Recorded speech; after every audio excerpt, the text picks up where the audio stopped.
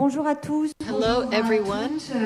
Merci à vous d'être là. Thank you for being here pour cette controverse for this direct controversy right from the Rencontre d'Aix.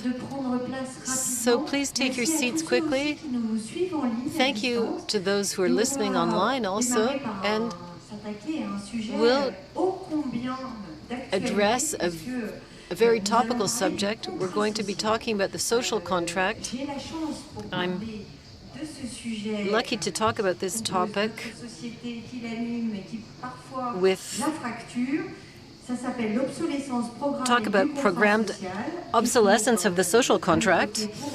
And with me is Jacques Pomereau. You are the President CEO of a digital consultancy company, Inetum, and Brice Roger, you're the President of the Rocher Group, which includes Yves Rocher and Petit Bateau. To begin, I have a question. This social contract today, is it being threatened?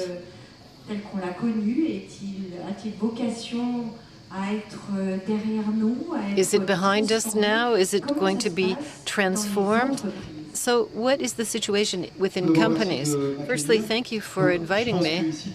I think that everyone read Jean-Jacques Rousseau this week to remember what the social contract is. You did it, yes. It's when an individual gives up part of their freedom with regard to the state, in particular, in exchange for a certain level of protection. During COVID, we saw that there was a challenge of this social contract. Am I sufficiently protected with respect to the freedom I gave up? In the social contract, you need to have rules, activities, schedules, and in exchange for that, you get a wage. But the social contract, the basis has evolved in the last few years. If I refer to the Jean Jaurès Institute, we see that 71% of employees say that for them, their company plays an important role in society. There was a study of the Institute of Companies, Institut d'Entreprise. When you ask them, who do you trust to have an impact on your life and on society, the population doesn't really trust politicians anymore and doesn't trust the state. However, companies come in third place behind citizens themselves and behind doctors. So the social contract today is much more time against salary, the expectation of working in an environment that produces something for society. Also, there are many studies, I won't mention them all, but they say, for example, on questions of diversity, a company that's capable of creating a climate with more diversity, more inclusion, with safety of opinion, has a 2% higher yield or efficiency than companies that don't do this. So it's positive for society, it's positive for companies, the economy, and for the people working in the company. So this is changing, the world is changing. We can't stay static. So I'll just give you an example of the social contract at Inetum this year. We decided to involve all of our employees, 28,000 employees, in doing good around us. We replaced financial donations that we were giving to associations, and we asked instead the employees to spend one day a year to do good around them in a charity of their choice without any suggestions from management. That's part of our social contract, and I think each company has changed their own social contract. So, Brice Roger, the social contract, you see it evolve, you see the expectations of your employees and your consumers in general. Do you see it changing? Yes, it's constantly changing, to be honest. We are talking about this topic in a political crisis, a social crisis that could lead to a real divide in society. Companies must and do play a role, but companies can't replace politicians.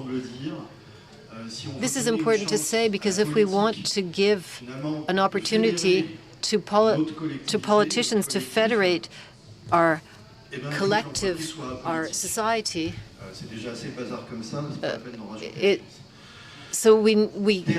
things are messy enough as they are. We can't make it worse. So companies must be apolitical. But apolitical, does that mean that they don't contribute to society? No, they must contribute to society. They must be committed. Companies are natively responsible. At the origin, if we stand back a bit, an entrepreneur many years ago was responsible for their own goods. In case of a failure, they were ruined.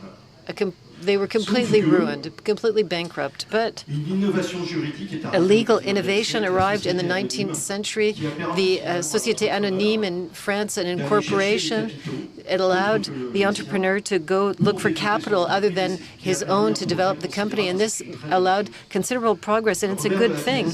But the opposite side of the coin is that the entrepreneur, the shareholder, the owner has become an investor, and they're no longer responsible for their own goods, but only for their initial investment. So that raises a question, and I don't have an answer to that question. Can we talk about responsible capitalism without responsible investors? That's a real question that we're going to have to address collectively.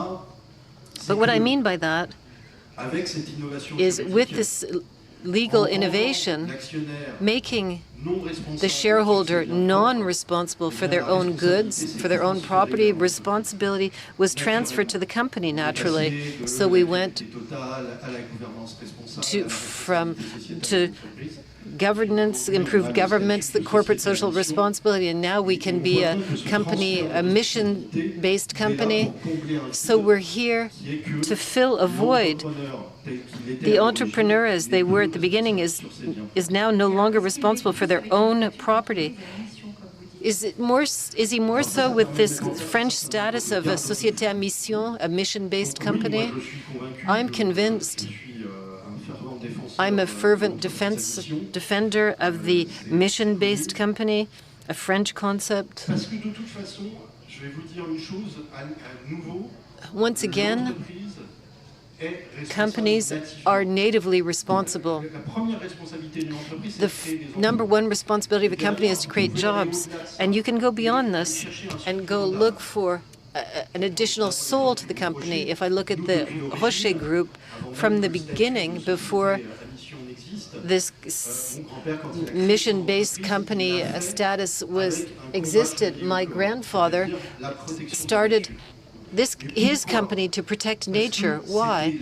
It was the entrepreneur speaking. He himself had been through an experience that transformed him. I'll tell you the story very quickly. Very young, my grandfather had always had health problems. His parents were obliged to homeschool him, so it created a strong link between him and his father. But at the age of 14, he lost his father. His father passed away, and he experienced this drama, this family drama. And what happened? He went and lived 2 years in the forest, not sleeping, but he spent the whole day. It brought him comfort and peace. And at that time, he became aware that nature had a positive impact on people's well-being, and he wanted to act to protect nature. And this is why the Rocher Group has always been committed since the beginning to this battle. So why do you need this mission-based society status? It's the commitment of the entrepreneur. It's a responsibility. Is your company a mission-based one? And if it is, why are you making this choice? The question is, do we need to have a label on an approach? And is the proof not in our actions? If you look at companies where this status doesn't exist, Like in the United States, you can have a coalition of companies in the Silicon Valley and technology who voluntarily do the 1-1-1, 1% of profits to charities, 1% of product given to charities, and 1% of their time of the employees given to do good around them. It's not a legal status or anything that's certified. It's just a fact.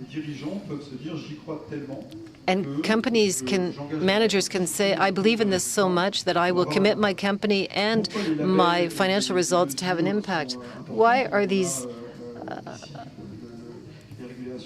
labels so important? Here we have regulations that are arriving to measure our progress. It's important to help people progress, to give incentives to companies so that they will commit. We know for CO2, for carbon, it's important to measure emissions in our company's carbon footprint, to set up action plans with measures.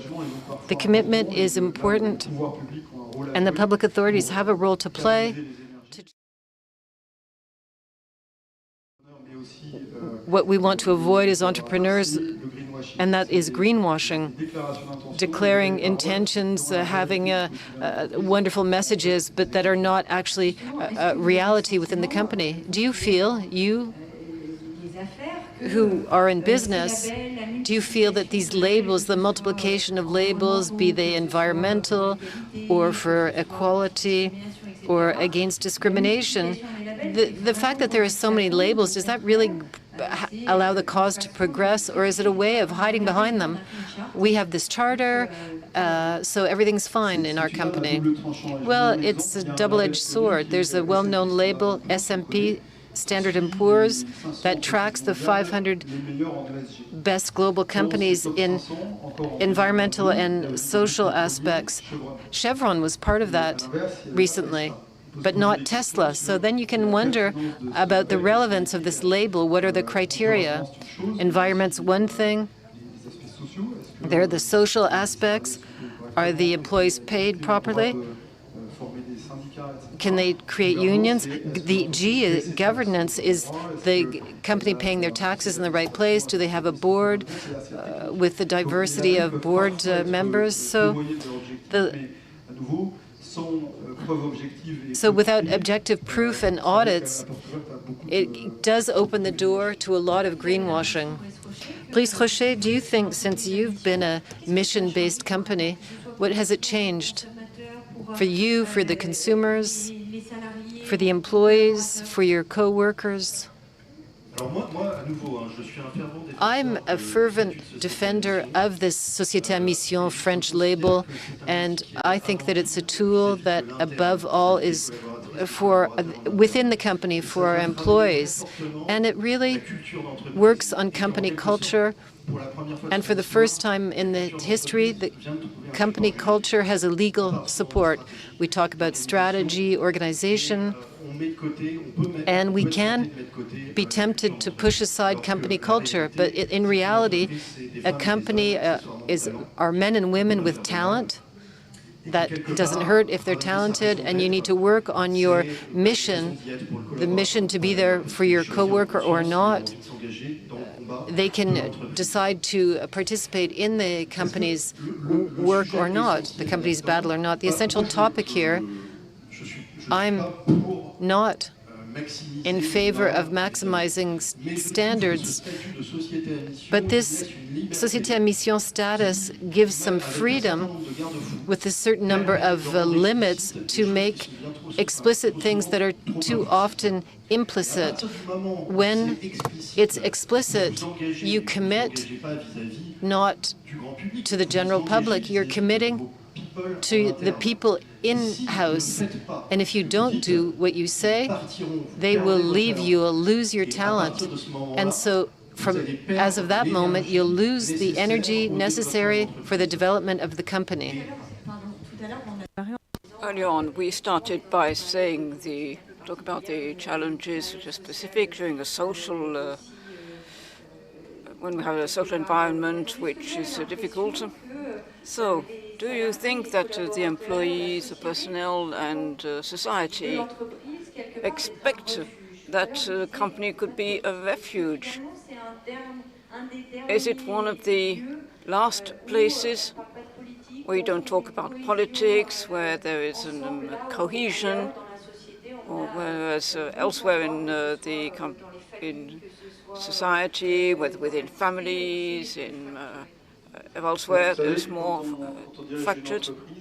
When you manage a company, when you're 28,000 people, it's like a small city. How every opinion is represented, which is quite normal. And the mayor has a municipal council, very often has obvious opponents. Maybe you have some, but what is felt generally is when employees don't talk about politics. Well, yes, because he said it's kind of a refuge place, and it should remain one, somewhere where you focus on a social contract. For instance, I don't see how I should comment what's happening in France in terms of elections, or I didn't comment in what's happening in Mexico, Peru, or the UK. So we're not considering the number of elections, it's impossible to make comments constantly. The role of company is to keep the peace in social contracts. I'm positively contributing to society, or if you're doing good work for customers, you will be paid accordingly. It reminds me of the election opposite Clinton that I experienced from the inside in Silicon Valley at the time. As a French person with no voting right, in the businesses and sectors, I saw messages going through, if you vote for Donald Trump, I suggest you hand in your resignation tomorrow. You have no place in our company. When you're an employee, that you have to do your work. It's a very strong message. Another said it would be welcome to fund support dinner for such and such a candidate. I think it's wrong to me. It seems I'm European. I have a more neutral feeling about the role of a business, but you can make consensual commitments. I think everyone wants to improve society, whatever their political feelings. Everyone wants the planet to be in good health, and that's a common point. Brice, it's the same. It's a business refuge place. Well, I think it's a tremendous tool that we have available to us, which allows us to work on integration, diversity, inclusion, and so on. And so, yes, it is a very positive element. Once again, a company is a collection of men and women who are committed to a common project. And somewhere, you have to remain focused on this common project, because this is what helps the company to move on. It helps get people on board, people again. But to do that, you must show a direction, not just manage. And that is why the raison d'être of a business is something essential. It means you're defining your heading, and then to be a society with a mission is royal jelly if a company is honey. So I suggest we take a few questions. Don't be shy. Raise your hands and we'll give you a microphone. Make the most of it. So, please introduce yourself. There are two questions at the front here.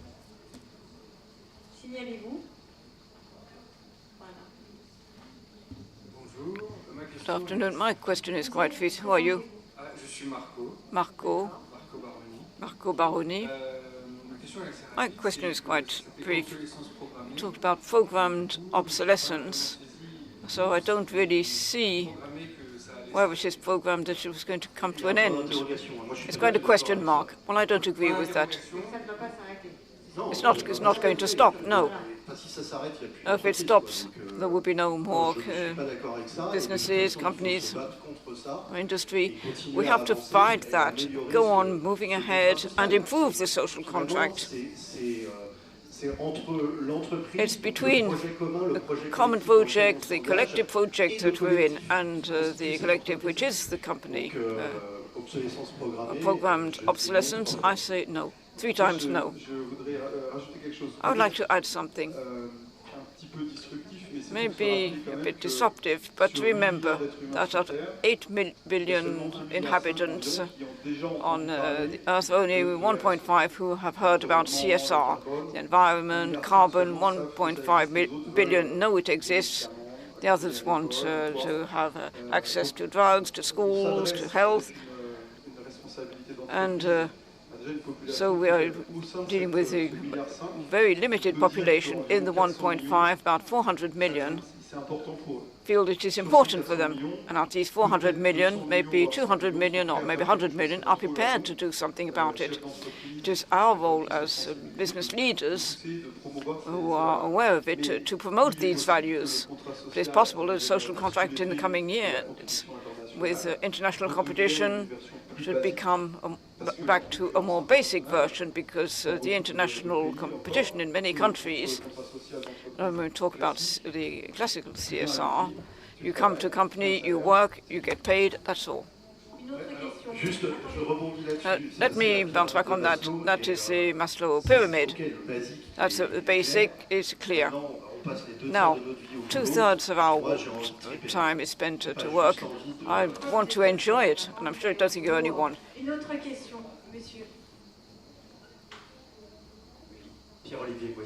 Pierre-Olivier Boisier, Uscar Group. We work in building. I wanted to, when you say that companies are not political, shouldn't we distinguish between politics in a politician way and general interest? Because for 20 years, if we look at prospects, more and more in companies were asked to come in into the political wills of governments, and here now with the rise of CSR, we are assessed regarding our extra financial aspects which are linked to general interest. In the 80s and 90s with the Chicago School and the idea that the purpose of the company is to maximize dividends, today, well, sponsoring was not part of our mission. Since beginning of the year 2000, it's an expectation. It used to be the responsibility of a shareholder to say, they're my dividends, and maybe I'll use them for general interest. Now it is back within the hands of a company, and we are expected from that point of view to deal with general interest. And the same in terms of social contract. It's unavoidable if we do not have an interest for the general interest. It's a big challenge. So let's say natively a business company is responsible. An entrepreneur used to be responsible with his private property. So now the shareholders have become investors, no longer have any responsibility on their private property. And now the responsibility is transferred onto the company, from CSR and up to the status being given as a company with a mission. So I see a big danger, particularly today, is that a company is not going to replace the state. It is up to us collectively to get together, to have a policy which is at the right level for France and other markets. It's not, the companies are not there to replace the government. Do you agree with that?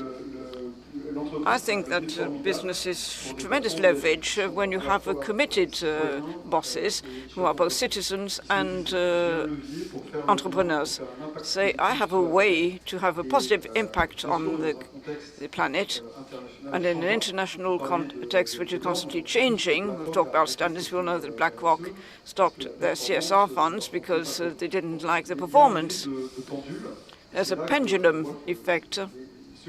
And we know that those who have convictions and who have understood that the interest of a company provides better financial results as well are the ones who will be able to keep to their heading, and they are the ones which will be successful. A last question, madam.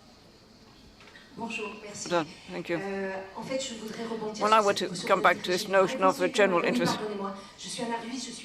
Marie, creator of the House of Spain, indicated to Spain thing, to Hispanophone thing. I think I used to be a legal advisor within a company. I think we need to start by defining what a CSR is. It's a social contract. And business is concerned as an intermediary in a way, and as all the other intermediaries have disappeared, including the intermediary generations, I think what we are experiencing today is a shift and even we need to break through. We have very young people who have spent too much time in power. I think there are a number of passageways missing. We need to link the different worlds, and you can't do it only by hiding behind a label. We're all concerned, involved. Collectively, it doesn't exist. You have to go through structures, and I think that within these structures, businesses are one of them, but not the only one. As a question, its general interest is not carried by the public authorities. Maybe it should be carried by those who are the victims of it today. Sorry, just to say, I agree, we have gone from storytelling to story doing. Act, and act again is what counts. Act collectively. I think that considering the period which is coming, there are going to be a lot of acts we'll be able to build and construct. Thank you very much. Thank you to our speakers. Thank you. And we'll listen to the next debate.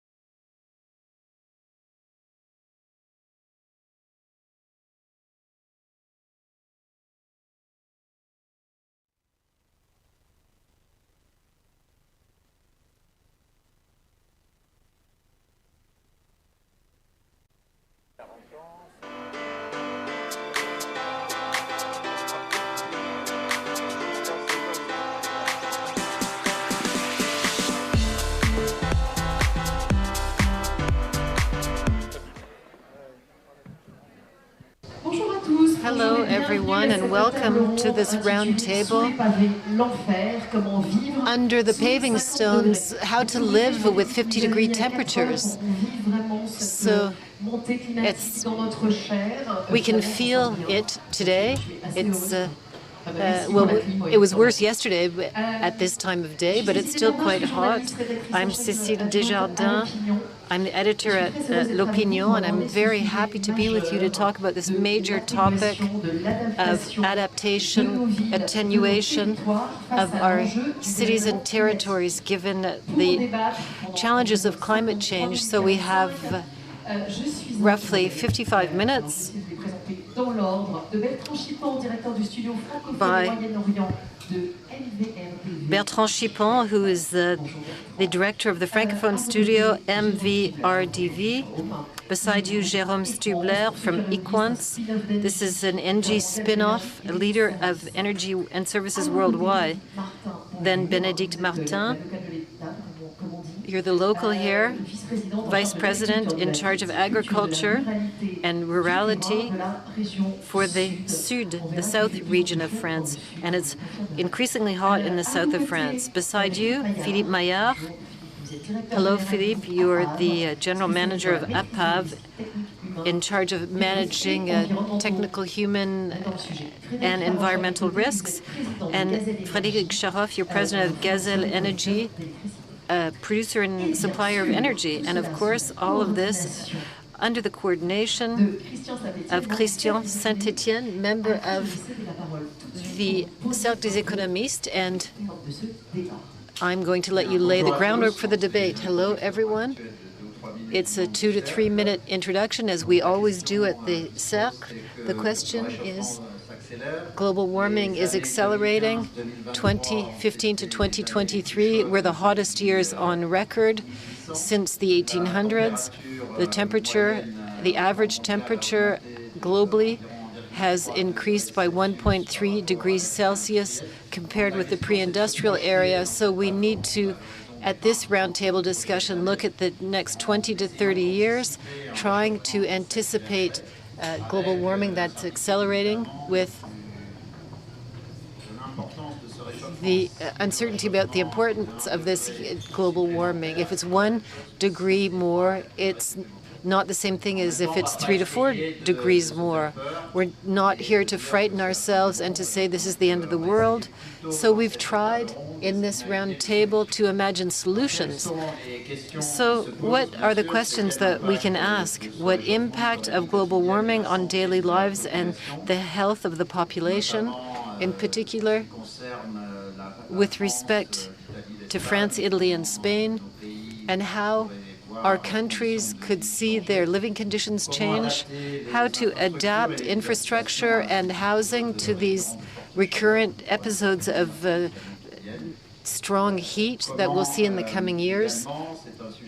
And another key topic, and we're lucky to have the vice president of the regional Conseil Régional in charge of these questions. How can these very high temperatures impact agriculture and distribution of food in the coming years? If we're looking at 10 to 15 years down the road, how can we anticipate transformation, particularly for forests? Can we start changing tree species to anticipate this warming?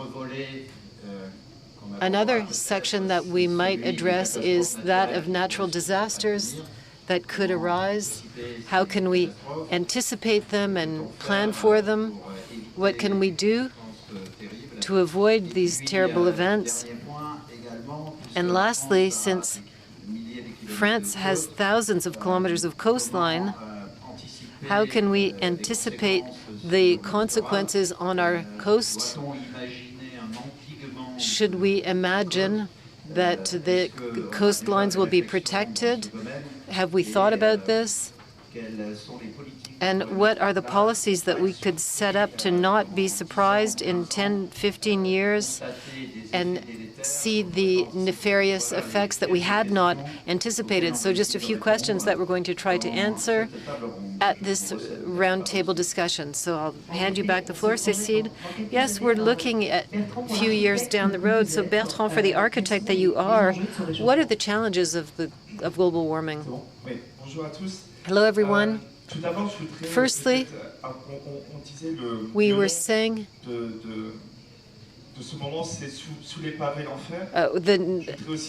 the title of this round table is Hell Under the Paving Stones.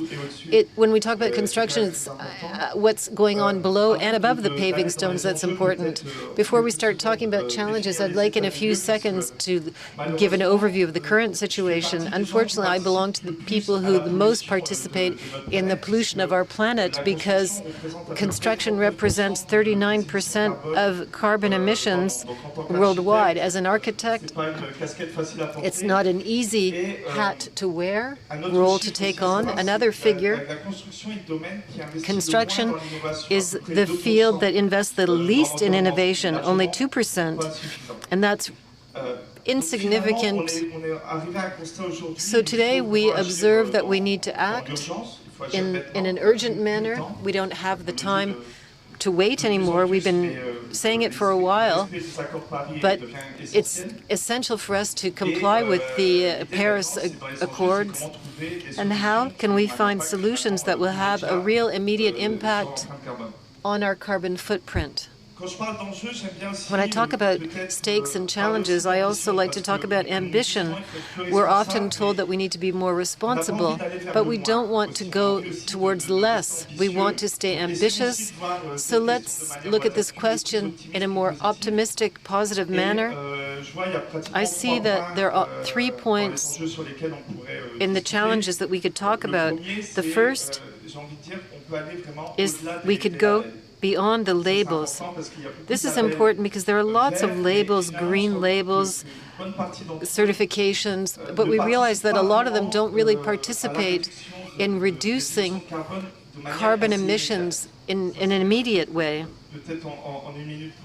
Just explaining this in a minute, you have to go beyond certification, and I think we need to focus on the carbon footprint, which is immediate, linked to construction, and look at the carbon impact that's linked to energy consumption. But we can look at that in a more long-term way. The other 2 points very quickly. How can we reduce CO2 in usage? How can we design buildings that make sense in their environment? I come back from Dubai 2 weeks ago, and we were told in a very natural way, well, 70% of our electricity consumption concerns air conditioning.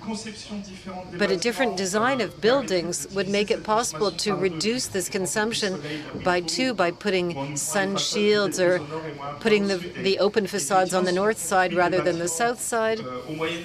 People who, if we built buildings in Europe the way we're building them in the Middle East, this won't work. How to reduce CO2 in construction? I have an example from Brussels.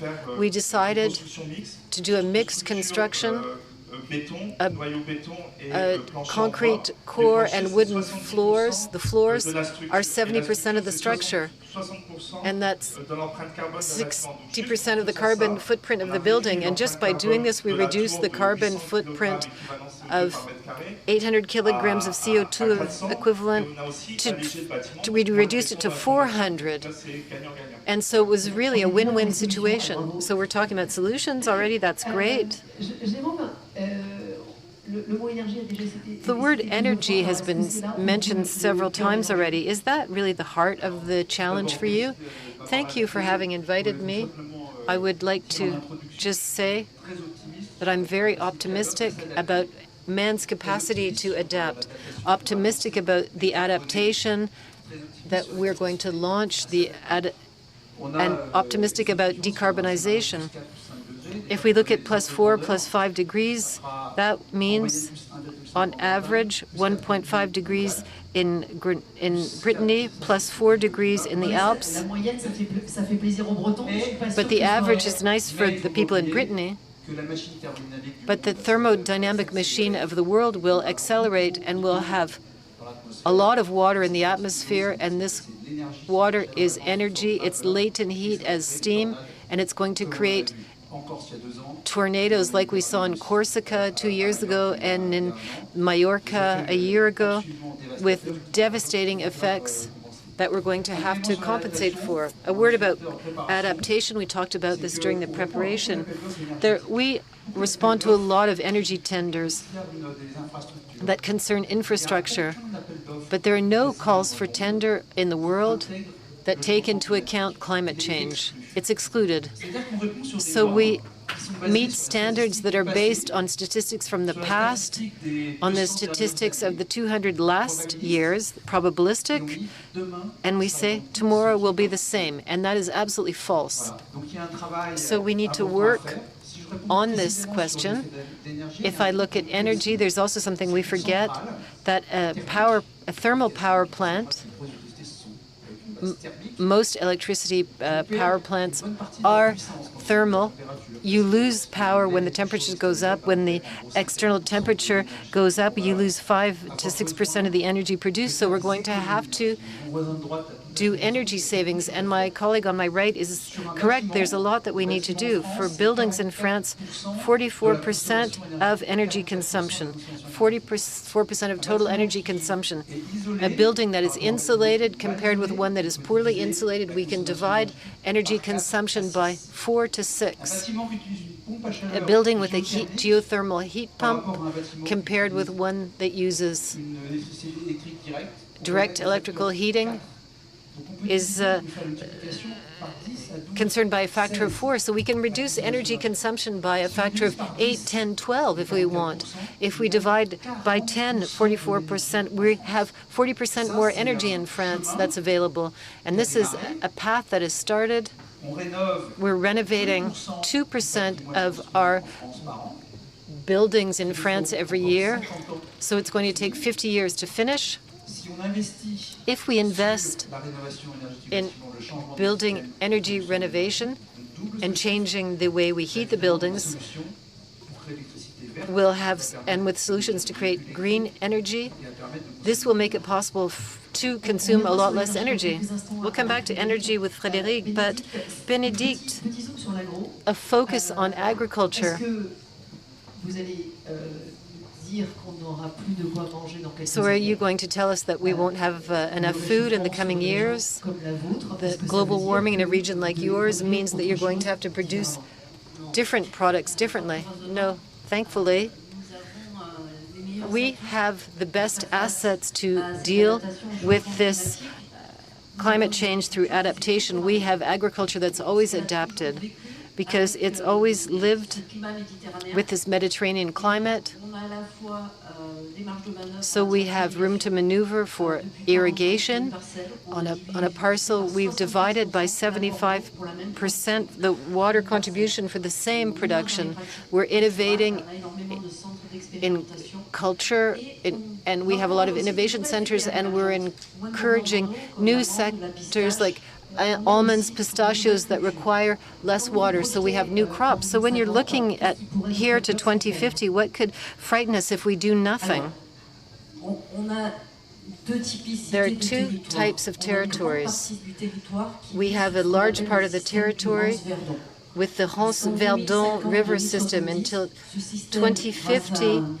This system, thanks to our storage, multi-use storage system, makes it possible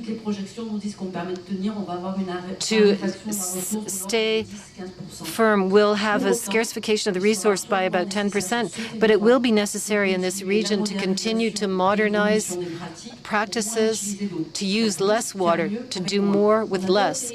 We have other territories that have real droughts, and that's a real problem for them because in in those territories where agriculture was possible without irrigation will no longer be able to grow crops without irrigation at all.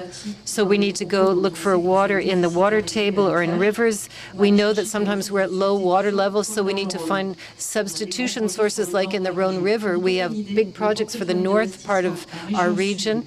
The investments in the Région Sud for 2038, just for irrigation, is €1 billion. That's our budget. Philippe Maillard, you've investigated buildings, and in some of the buildings that you inspected, will things no longer work? If you project in the future, you talked about telephones, machines, factories. Will they be too hot to be used?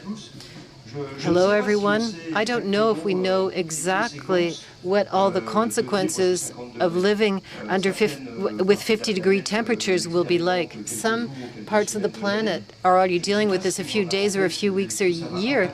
I'm not sure if we know how this is going to impact our living conditions, the use of our facilities, the management of our buildings, agriculture, the food production. So we see that there are forecasts and simulations with emerging solutions, and I think we'll talk about those.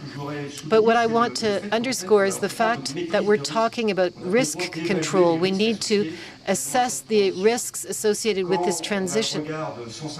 When we look at 150 years of life, my company has been managing risks for 150 years. We see that no risks disappear.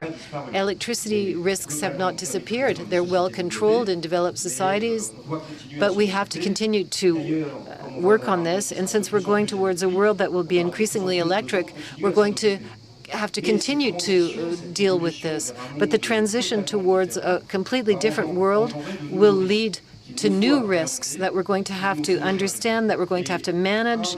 And an important point that we cannot forget is that we don't like these risks. We're in a society that doesn't accept risk, that needs reassurance, that needs trust. And so we need to manage these transitions with trust, by providing trust in solutions that the companies will be able to provide through innovation, through tests, through solutions. And this trust will be established through the definition of new usage conditions and new rules of the game, living rules and dietary conditions. And companies like mine are here to contribute to building this trust in the management of these conditions that won't be easy. It won't be simple, and we need to stay optimistic because for many years we've been living through different transitions, different evolutions that we've always been able to adapt to. And so I'd like us to bear in mind this collective capacity to work to elaborate transition in a degree of collective confidence that is reasonable. Frédéric Faroche, what's your analysis of the situation? We talked about thermal power plants. I was going to get to answer immediately, but how do you see their position? It's the beginning of my answer. I asked myself, what will happen if this happens tomorrow? If tomorrow or today we have 30 degrees, what if we had 50 degrees tomorrow? How would this impact the grid? Everyone would be plugging in their air conditioning. We'd have a massive increase in electricity demand. And at the same time, as Jérôme said, all of the production means would be suffering from the heat, be it nuclear,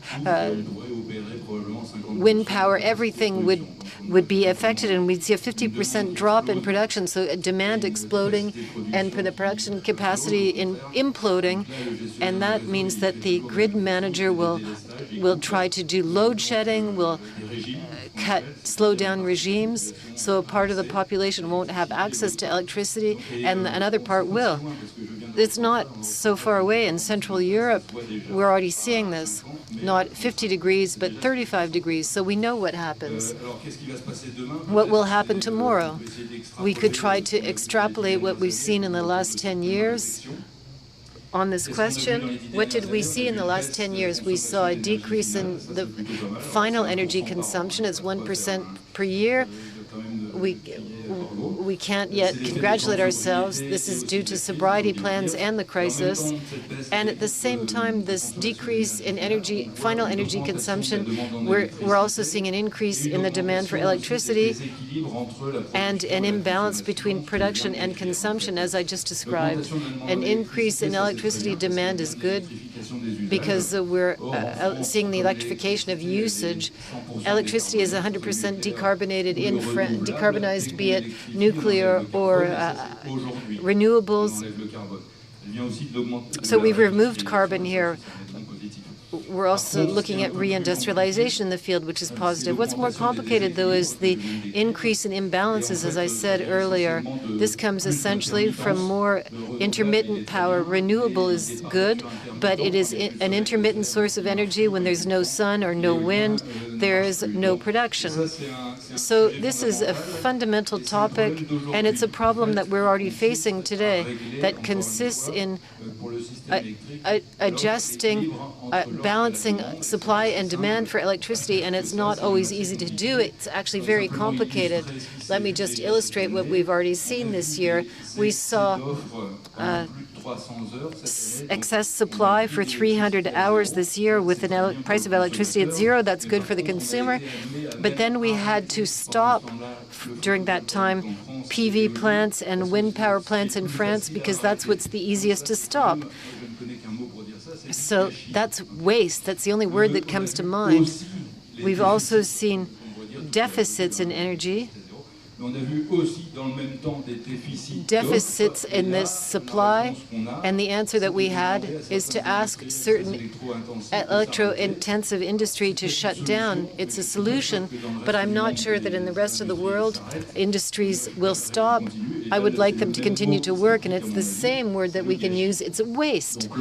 So the challenge, the main challenge for the electric grid to make sure that this doesn't happen tomorrow is to produce flexible green energy that we can store, and we're not there yet.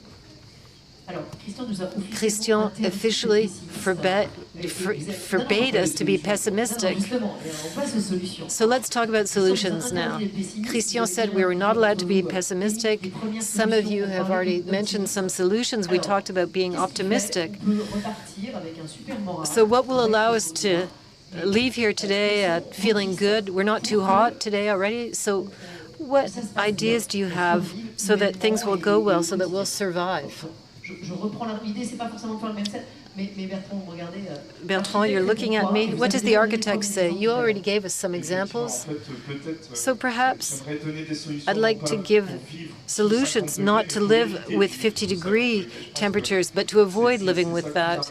I think that's what's the most important. How can we maintain global warming under the 2 degrees that we set? In architecture, there are 2 types of interventions. We either build new buildings or we renovate old buildings.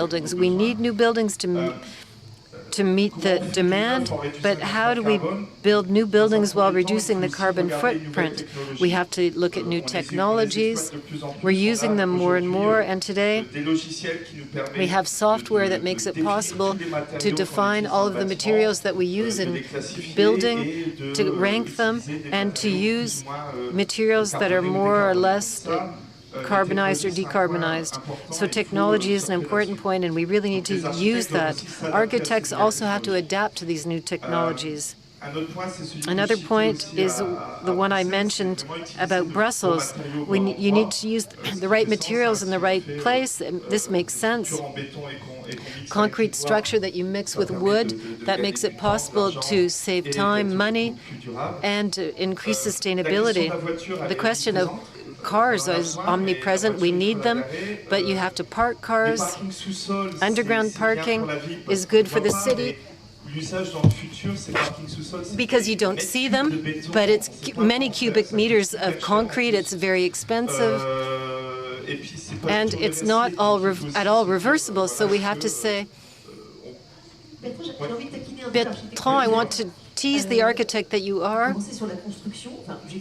with construction without talking about zero artificialization of the ground. Shouldn't we be working on 100% renovation? The architect that you are, shouldn't you be specializing in renovation? That was my second point. For existing buildings, we've seen it. We have a building heritage, existing buildings, and today demolishing a building to make a new one, it makes no sense. We all agree on that. We do it in some cases. But when we work on a project, we say, if there's a building that already exists, what can we do with this heritage? I have some projects. The one for Pardieu in Lyon, when you come out of the train station, you see a big building positioned in front of the train station, and this building didn't work from an urban development standpoint.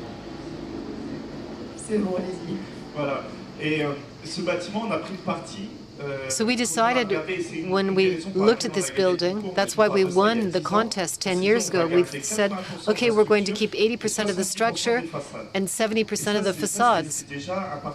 So that was already a really strong decision that we made. That's architecture of the future. Architecture of the future is how can we use the existing architecture in as much as possible. And there's also economic question. It generates savings. If we use what exists, we're spending less on construction. We start with carbon footprint that's negative because we're already using what's on site. So that's interesting. And we can also optimize construction time. We saw it in a project in Shenzhen.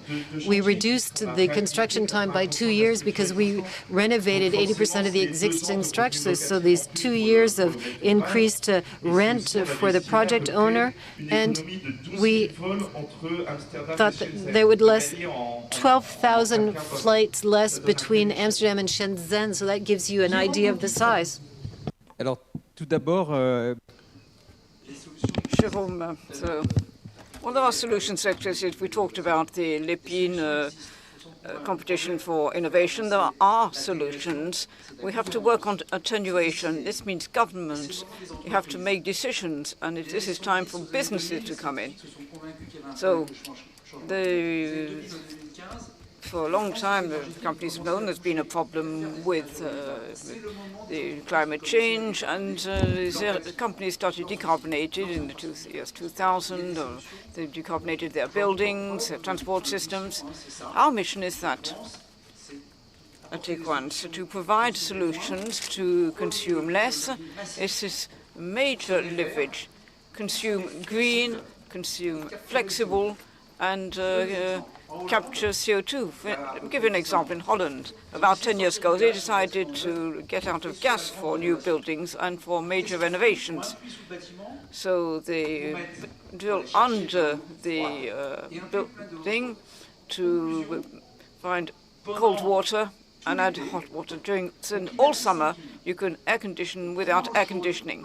You take the cold water from the ground, it goes through a heat exchanger, the water comes up to 20 degrees, and it's re-injected into the ground. And during the winter, you can use the warm water to create hand pump, the heat used as a heat pump.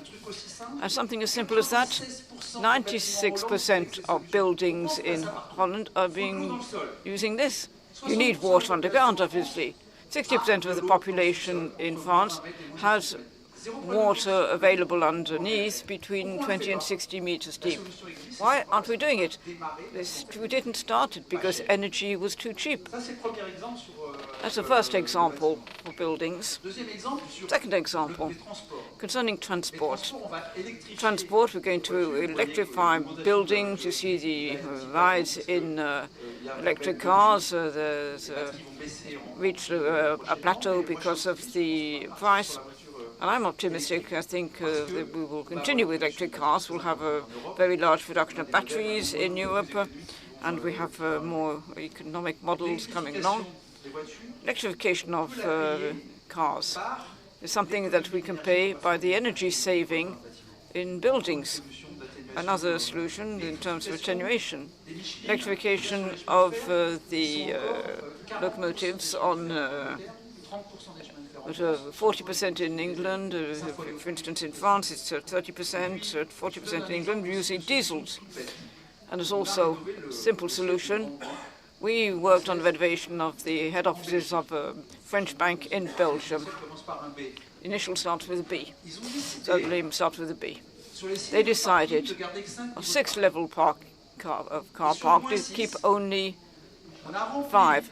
And then half of the car park was filled with cold water and the other one with hot water at the lowest level. So you can air condition without air conditioning by using the water in the car park and heat the building with the hot water you've generated. So you have a solution like that all over the place. In industries, in plants, if you go to any plant, what do you see? You see hot pipes, because processes have been optimized.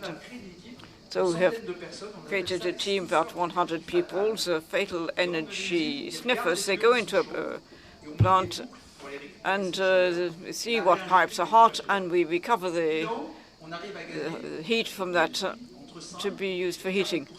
And you can gain about 5 of the 40% of the energy, which is just heating the air.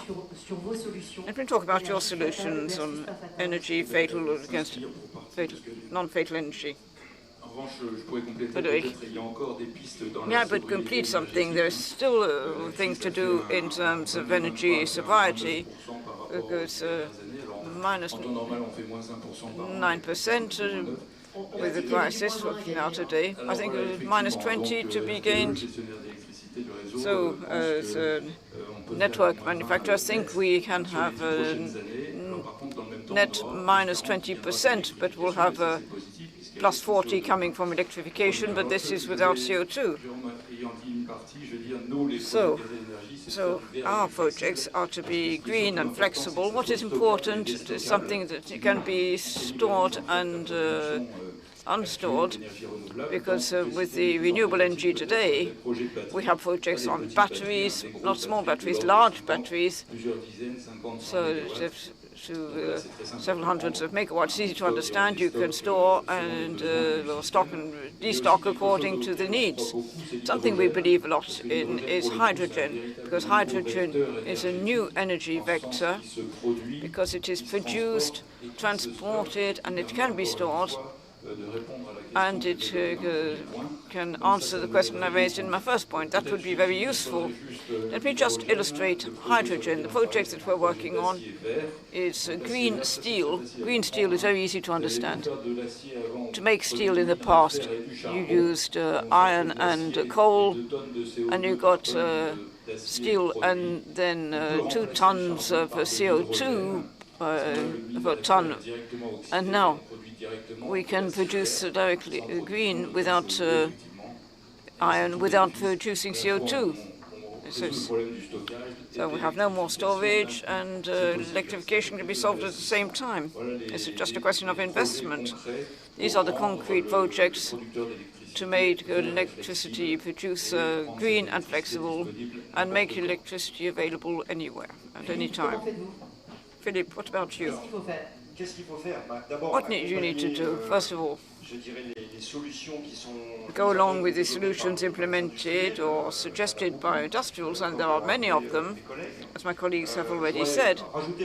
I would like to add what we can do in the field of the monitoring of buildings and infrastructure. Today, it is something that the public or private owners are finding difficult to deal with. Why should I spend money to keep an eye on my dam or my bridge or anything? But if we are monitoring it, we can see any failures and anticipate something which could happen, which would be much worse. If it's with a monitoring system, it's something that we can develop. We mustn't forget, let's say, the global framework in which we work, where the people who define the conditions of use, whether regulators or legislators, must also be included in the movement. To come back to what Jérôme was saying about standards which really date back a long way, do not take climate conditions into account, industrialists, actors of trust like ours, are those who validate the condition of use for everyone, because we need buildings for the public safely, going to live in sustainable housing. Everyone must be able to work together to prepare these standards and conditions of use, whether it is standards and regulations or conditions of use. It doesn't really matter. We've got good news. Last year, what's the change?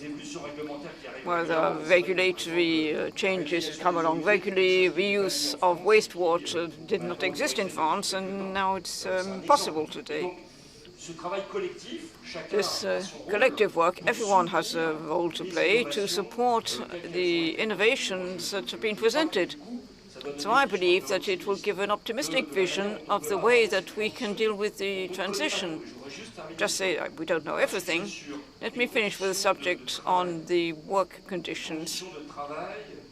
Work conditions for employees at 50, 60 degrees or a little less. Do we know anything about it? Can we adapt to it? I don't have an answer. And I think we need to be able to anticipate it and think it over. If you work very early, work late in the day to avoid the heat periods, has an impact obviously on the way you live.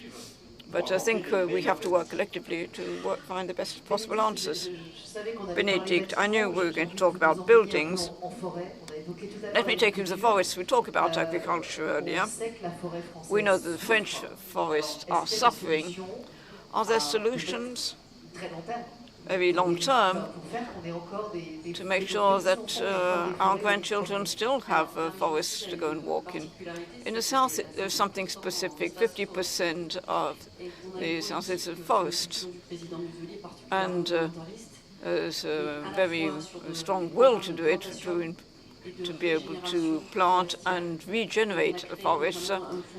We created a center called Breathe, with public and private funds, and we are selecting grants for which will allow on projects which allow natural regeneration with species which are adapted to the new climatic conditions. We have major partners who are funding this. If I can go a little further, I think that the political decision makers, I think it's important to mention it, have a great responsibility in terms of anticipation and attenuation regarding climatic conditions, because they have to carry public policies. This can be direct. The region has regional transport, and we've worked a lot on decarbonation of our transport, which is the buses, and the same must be done for railroads. So Thursday evening for projects for Aix, Avignon, Nice and Marseille, for having the town RER intercity trains has been organized, so we could offer an alternative, for instance, for people to go to work. So there is a true alternative. There's also supporting public policies. So we have the skills and we go along with the territories in terms of economy. We know that you have to produce and consume differently.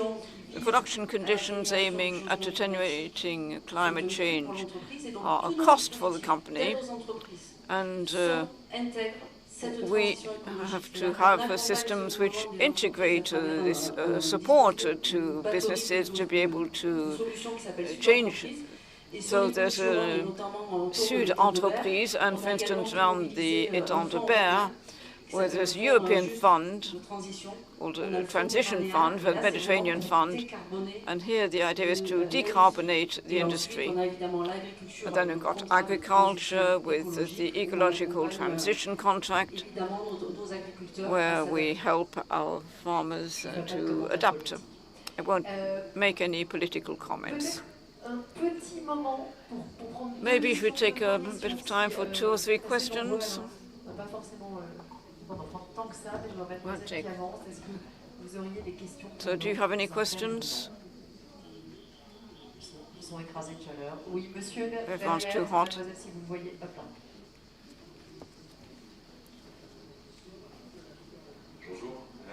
Thank you. I have a question. We talked about territory building.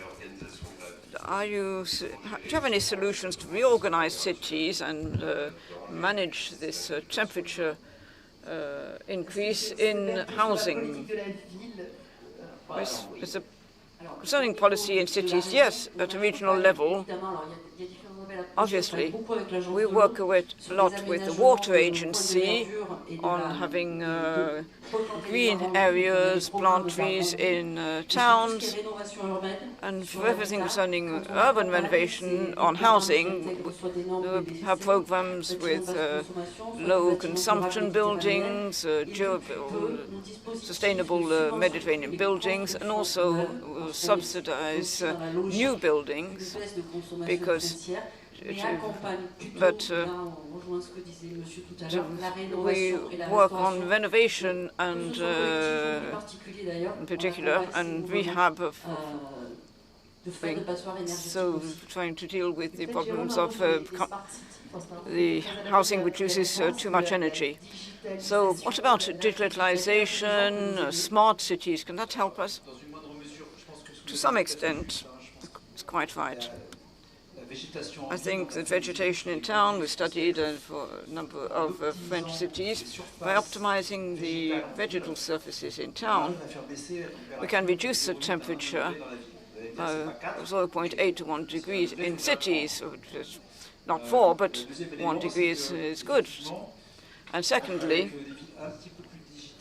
with more digital cities, when you have interconnected transport, you can reduce the number of cars and make the cities more fluid, have fewer traffic jams, and it reduces the heat in town. And third, avoid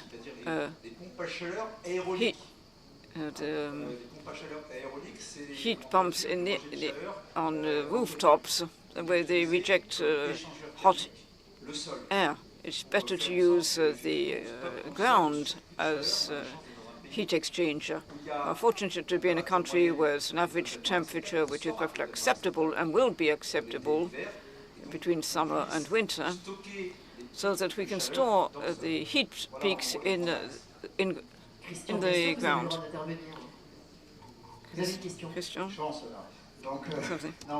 Well, regarding the question that the young man was mentioned, I have worked on the subject.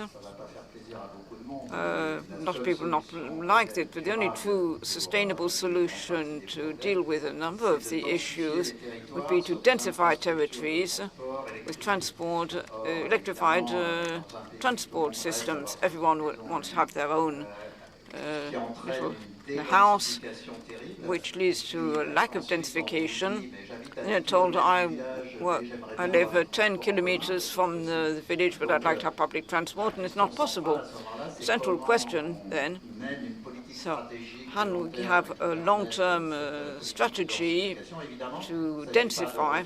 Obviously, we don't want to produce the buildings you have in La Courneuve. It's made of 4- or 5-story buildings with all the elements that have just been mentioned in terms of buildings. And another point, when we think about cities, even densified with electric transport systems, what is central, and there are a lot of urbanists working on the subject, you must move jobs closer to where people live. If you have to travel 20 kilometers, even with electrified transport, it's not ideal. So we have to think about how to transform cities with global warming. It means long-term restructuring of cities in the same way to restructuring the existing buildings. You must do the same for cities. But this means strategic planning, which needs to start now if we want results in 20 years. Also, we generate mentalities for everyone to agree not to have their individual house out of cities.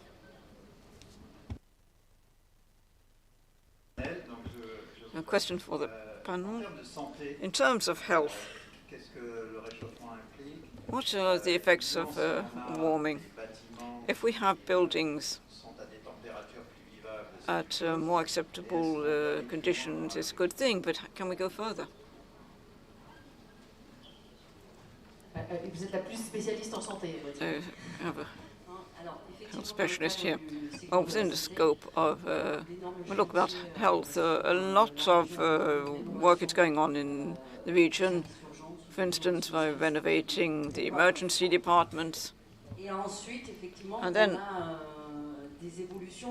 we're having changes, and we can see, if I link it to agriculture, something I know about, some things which didn't exist, parasites which didn't exist 20 years ago. It's the same thing for human beings. And we have a region working in a very committed way alongside the regional health service in Marseille hospitals. Just want to come back to health and safety at work, which is one of the major challenges. 155 million jobs lost because of long and intense heat episodes. It's not much fun, it's what we're experiencing today, but there's a lot of work still to be done here. There's attenuation, adaptation of work conditions, health and safety at work. We think of people working outside, but it's not only outside. We'll probably have to deal with this. There'll be new solutions which need to be found. If I talk about challenges in planning to be able to set up action over time, over a 10, 20, 30-year period, we still need to make a number of efforts. If we talk about water planning, it's a major issue. Do we have the region is a pilot for ecological planning. When the state suggested it, regarding water planning, I think we'll review our agricultural irrigation strategy, because so with some territories who have never asked for anything are beginning to look into projects. We're going to review, see where we can be most ecological. We look at the territories in terms of irrigation, where we get the best possible water savings. And we have a double storage. We have the dams, and no doubt there will be less snow which fill the dams, and we'll need to find new solutions to maintain the water, because the Alps will no longer be providing the water after snow. So we have to also make sure that such a person is not using the wrong water. There's agriculture, there's tourism, there's industry. We have to make sure we have a fair distribution of our resources and a good use of them. We're getting to the end. Maybe each of you take 30 seconds to tell us what is most important, what shall we take home from the future ahead of us. What I could say, we need to act now, because today we can produce buildings which are smarter, more sustainable and economically acceptable, so we mustn't wait. Jérôme, hell is on top of the paving stones, paradise is underneath. We have a storage capacity for energy under a building, which can regulate peaks of heat without using an extra energy. And when it is possible, we should use it. And we need to implement it at a large scale. And a word for our economist. Last year, we spent 250 billion on the effects of climate change, the disasters in the world. And this is increasing by 15% every year. It'd be 16 billion if we go on extrapolating. The figures are mind-boggling. And this is just to repair. Benedict. Well, attenuation is now.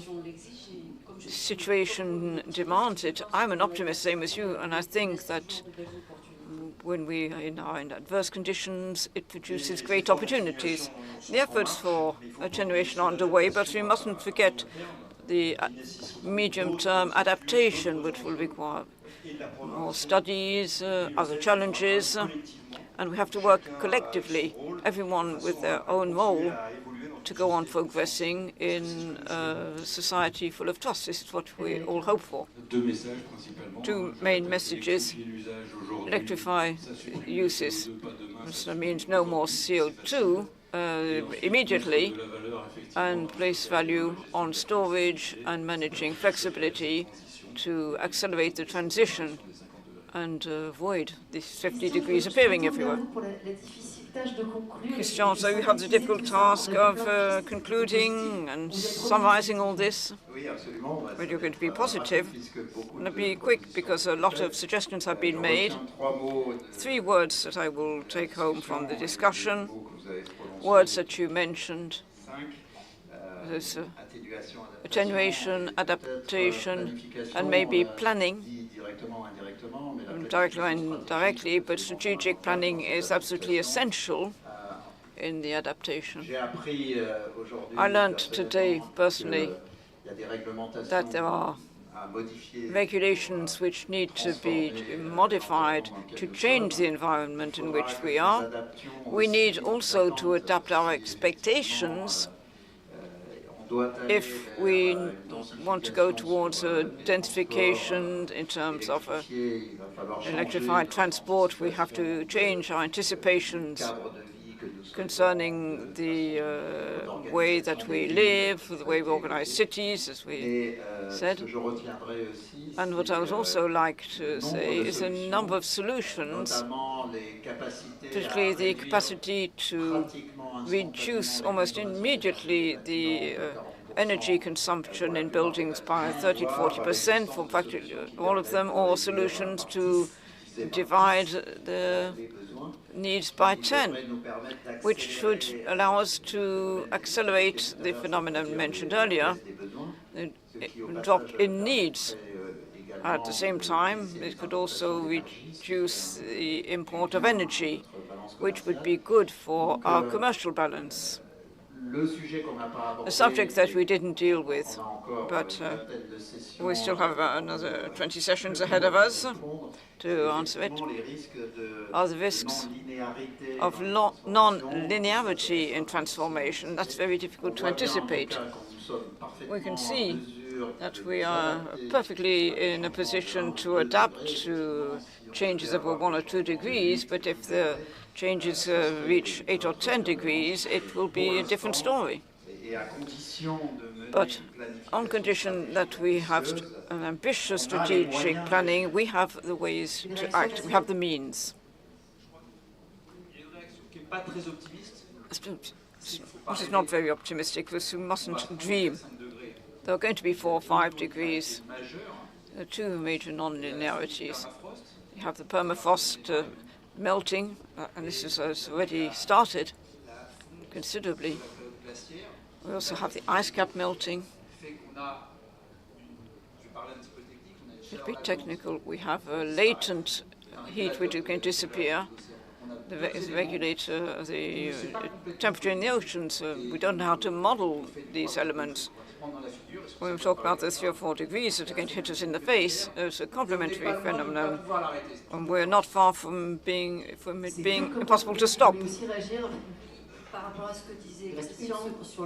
So, concerning planning, in terms of water resources, as you said, où on est à moins de 1%. We have less than en région sud. Donc, on a lancé 1% in the un south programme that sur la of réutilisation des cutting eaux usées, water pas n'importe, reuse. parce que les We water can't reuse use peuvent être importants sur la wastewater région sud, everywhere, notamment but sur la bande de littoral où il y a it's beaucoup all especially along d'urbanisation the au niveau coastlines méditerranéen. where the Avec water l'espace goes to université, la out to Société sea. du Canal de Provence, on a With commencé the à financer society, d'ores et déjà des the society projets, working for notamment the des Provence mesures canals, de we have passage started régulier working ou on it, d'amortir les Amphi, et working Nice, Côte on d'Azur également watering Donc la, voilà, olive la groves conclusion de la and conclusion, others c'est qu'il in y a quand même du boulot, Provence. mais qu'on travaille. So the conclusion Merci is beaucoup. there's a lot of work to do, but we are getting down to it. Thank you.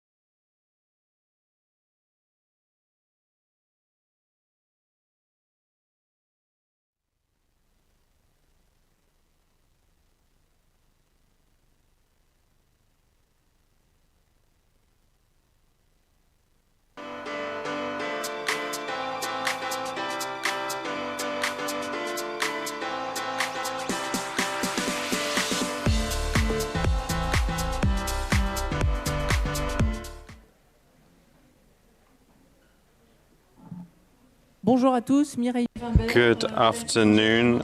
I'm Mireille Weinberg. I am with the magazine Capital. I'm going to introduce straight away Pierre-Yves Geffard, who's from the Cercle des Économistes, who's going to give us an introduction. Thank you very much. Thank you for being with us. It's true that health is obviously an area that interests a lot of people. We're going to talk about prevention, which is something we don't talk an awful lot about, but actually does seem really very valuable. And there's a couple of things I want to say about it. If we talk about prevention, what we need to be thinking about is the diversity of populations and situations that need to be taken into account. So we could talk about this in terms of social inequalities around health. What that means is that we can't reduce prevention down to simply the healthcare system. Why has the healthcare system been built around a curative approach to treat sicknesses, to deal with the disease of patients, but it has never been designed in order to prevent disease and help people to stay in good health? That's really not the way in which the healthcare system has been developed. And this is really very clear. Just I'll give you one or actually three figures about this. In terms of the prevention makes up 2% of spending on healthcare in France. Can that change? Well, no. Yes, there are definitely some countries that can change that. And they're working on that. In Great Britain, for example, we're seeing that happen. And we could do that in France. In 2021, the proportion went up from 2% to 5.5%. So when we need to do it, we can do it. So why is that? It's because of the COVID tests and COVID vaccinations that really took this figure up. So these were two prevention actions that were really very expensive, but we had no choice. This needed to be done. And when we have no other choice, we managed to do it. So what does this actually mean? There's this diversity of populations. We can see this in terms of attitudes to vaccines. There's strong social inequalities. Another figure, which I'm just going to give you here, the spontaneous acceptance of vaccines within the healthcare system. Doctors, 99%, nurses, 75%, and among auxiliary nurses, we're talking about 40%. So how did we get here? Well, we really need to see and understand there is a diversity of population, a diversity of people's situations to help us to understand why some prevention actions are less accessible to some people more than actually the healthcare system is. So that means we need to produce a whole number of different actions. We need people to get involved, everyone to get involved. Businesses, insurance companies, healthcare funders, a whole number of different players that are not represented here today. But we also need the healthcare system to get invested here, in particular the pharmaceutical industry as well, so that there's not only focusing on curative drugs, and we need to get everyone involved and try and coordinate all of that together. So we're going to talk today about a number of different actions that could be put in place to try and improve prevention in France. Thank you very much, Pierre-Yves. That was really very helpful.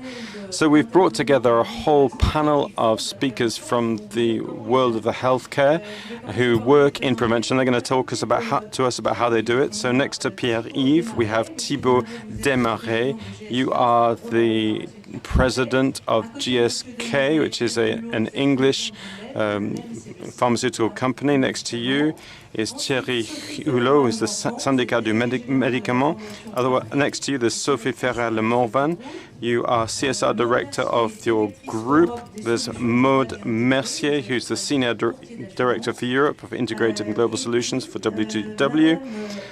And then we have Mrs. Signe Rizelo, who is Minister of Social Protection in Estonia. So I'm going to ask my first question to Mr. Hulot, who is the president of the syndicate that brings together all these different drugs companies. So Obviously, we know about the vaccine, but are there other actions that pharmaceutical companies are developing for prevention? Well, of course, as you said, generally we tend to think about drugs companies producing drugs for when we're sick. And yes, that's a significant part of our role. But actually, what we wanted to try and do is to ensure that all citizens stay in good health, and when they have health problems, to come quickly back to a place of good health. So yes, prevention is all part of this. Of course, there are the vaccines that we all know about, which are also drugs, but also these treatments that are available that make it possible for people to stay in good health. What's important with drugs is to use them well, because if you use them poorly, you can have a negative impact on your health. So we're really working very hard on these areas. And so this afternoon, in order to perhaps encourage some questions later on, we're in a country that really has a very paradoxical approach. Since the beginning of time, we have got a Ministry of Health, a ministry focused on staying in good health. But 90% of the work that they do is focused on treating sickness. So now we've changed the name of this ministry to talk about Ministry of Health and Prevention, as if prevention was damaging to health. But we really need to change our approach, and we as drugs companies want to change the situation. We want to see that drugs are part of a whole treatment process, and I think we'll hear from Thibault earlier with some very specific examples. So, Mr. Desmarais, you are a pharmaceutical company. You produce drugs to treat people. What is the role of prevention in terms of what you're doing? Well, first of all, thank you very much for inviting me and for putting this subject on the table, because it's really not a very common theme that is covered, but it's really a very critical issue. It's both in our societies, but also in our economy, because we talk about healthcare budget a great deal. With a British group like GSK, we are focused a lot on curative treatments, but also on prevention and vaccines. We have the biggest portfolio of vaccines of all pharmaceutical groups, with representing about 20% of what's available on the market today. And for us, this is a real priority, investing in prevention, in research for these vaccines, for a very simple reason, because we think it is the best way to prevent people getting sick. Of course, once people fall ill, there are solutions to that, but we want to try and prevent sickness. So we can do this through individual approaches, through individual protection from vaccines, but also we can through protecting the people around them in their environment. But vaccines also prevent the continuation and the development of diseases. And we want to develop, for example, solutions, vaccines, for example, against different respiratory diseases that can affect us, or against shingles, or the shingles virus, because what can happen is that people can end up quite vulnerable, exposed to these different viruses. The goal of the vaccine is to protect environments, protect their environment, protect the people with whom they are with, and this really has a very significant economic impact. We could talk more about this. So over these couple of days, we've been talking a lot about policies and politics, which is really very important. But we need to understand that in recent years, there's been a real expression of strong policies in these areas. We have visits in France at 45 years old and 65 years old for people to have preventative visits to the doctors, which are fully reimbursed by the social security system. Now we have as well nurses and other professionals who can give vaccines and prescribe vaccines. You talked about the fact that we've got prevention in the name of the ministry. At least we've got prevention there in the name. It's better than before. So it's true that we haven't yet seen lots of success, because when you see the level of investment in France with regard to other countries, we're the 19th country out of 27, so we're not really at the top of the league here in terms of budget for prevention. 2% is in Europe, we're about 3.2%, and if you look at the budgets that's allocated to vaccines, it's 0.2%. Was that before or after COVID? That's regardless of COVID. COVID, we hope, will just be an exceptional case. But this nevertheless remains very low with regard to other governments, Germany and Italy, who are investing a great deal in vaccination and prevention in general. Mrs. Ferrer-Le Morvan, your foundation is the Foundation April. So you were talking to me about this earlier. You have a particular approach to prevention. It's not general prevention. What do you really do with your foundation? So in our foundation, April, we seek to understand why big prevention campaigns that have been put in place until now don't work or don't work very well. For example, that campaign about eating 5 fruits and vegetables a day, it only reaches 13% of the population. So we're asking the question about once people have the information and they know what they should do, why don't they act? So what we're trying to do is to look at behavioral science and see what levers we can move to help people to get into action. So yes, of course, impacting their environment, where people work, where they live, the way in which people are educated, the information they get about healthcare. But what we particularly want to do is to make sure that prevention and also health promotion is also really clear. Because when we talk about prevention, we're talking about risks, but when we talk about promotion, we're talking about the benefits for people, and that creates less fear. What we want to do is motivate people again for developing their healthcare. We want to help people to move from the big instructions that they might receive information into what can I do in the short term in order to get health benefits personally, because most of us are more focused on the present than the long-term future. So we want to help people to understand, for example, why it's good to eat 5 fruits and vegetables a day, what the impact will be on the body, and help people to understand the immediate impacts of this particular action or any other actions. That's what we're doing with the April Foundation. So that's something that you're doing, but it's not just within the insurance group that you represent, but it's actually a kind of research project that you're opening up to the whole community. Yes, the foundation is a tool of general interest, and we've just been running a 3-fold study on the health of 18 to 25-year-olds, so digital natives, our students, our children for some of us, the future parents of the upcoming generations, and then particularly for those of you who are heads of companies, these are going to be your employees in the future. So we've done a study with them, and then all of our results are available openly in open source. You can access the data and get the raw data to use it as you will, and then the different experiments that we're going to do with associations, with healthcare professionals, and also with players from outside the healthcare system, because prevention is not just about the healthcare system, it's also people's jobs, it's about schools, it's about housing. So what we want to try and do is to measure impacts and make available the results of these studies to others. Mrs. Mercier, I forgot to say earlier where you work. You represent Willie Stowe Watson, the international broker. So you are trying to sell social protection systems to big European businesses. So we've seen what pharmaceutical companies are doing, but businesses also have a key role to play. Tell us how you can encourage prevention in some branches, in some big corporations through your insurance contracts.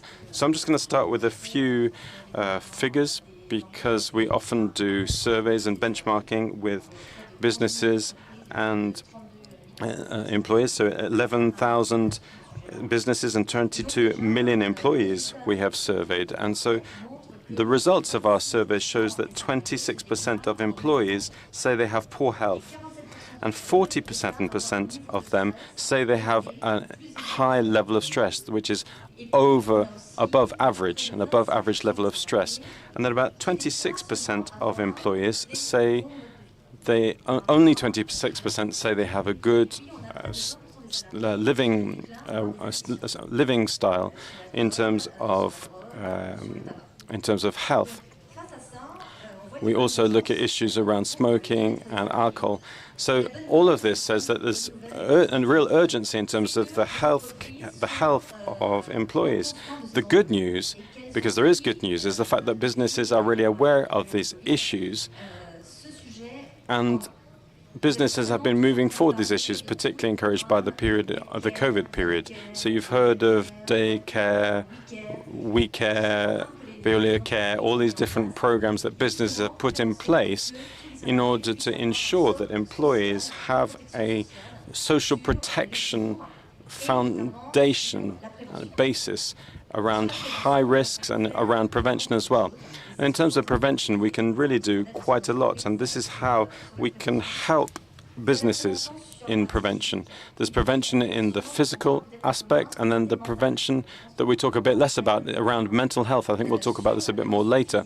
In terms of physical prevention, this takes a number of different aspects. There's, first of all, education of employees. Often employees don't know what they have right to through Social Security, but also through their healthcare insurance coverage. So they don't access healthcare, or they don't do the freely available medical appointments to just review and to do a checkup. And so there's also linked into these campaigns, for example, like the 5 fruits and vegetables. We've been backing up these campaigns about lifestyles and cancers, for example, that can be linked to poor lifestyles.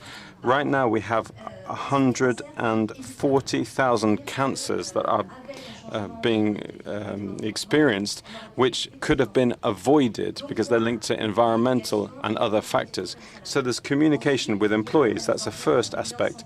And then, secondly, we put in place supplementary checkup appointments in addition to what's in place through the standard social security system. In addition to these checkups, we also offer second opinions from doctors around cancers, for example. And we put in place a whole range of measures around physical health with applications to help you do sport at home, applications that help employees to develop good behaviors, good lifestyles, so that their health is impacted less negatively. And then there's a whole range of work that we do in terms of working conditions and the environment at work. So we've focused on programs like cancer at work in order to limit the impacts of cancer on employees. So here's a whole range of things that we can do. We were saying earlier, when the public authorities do prevention campaigns, they often have a very broad reach, but often it misses the target. So prevention actions are not always very targeted. In businesses, is it more targeted and therefore more effective? Are you able to measure it? Yes, we managed to target it because we do analyses of different the results of different professions. So if there are more cancers associated with particular professions, then we'll put in place particular specific prevention campaigns, for example, for breast cancer or skin cancer. We will have, for skin cancer, medicines coming in to check moles on the skin, etc. So, Mrs. Rizalo, in Estonia, you've focused since COVID on prevention policies in terms of mental health. Can you tell us about how you implement that? And please explain why you focused on mental health and how you move forward these prevention areas. Yes, I feel myself quite weird here because I'm a social worker, and the people here are more or less background from the economy and health, which is different. But prevention is very important in Estonia. We try to do everything to start with the prevention, helping people. As you're told, this is the question of social inequality, and we really need to help. But I specifically would like to pick up one issue on the prevention, which is mental health. During the COVID, we recognized that our people actually lacking professional help, and the system in Estonia, and I believe in many countries, relied on very high qualified specialists, but we are lacking the professionals. That's why we started a few years back to create a system where the communities can offer to the people really low intense services. What we see, for example, last year we had 4% more people than year before who got diagnose anxiety or depression. And we see that among young people, the problem is even more difficult.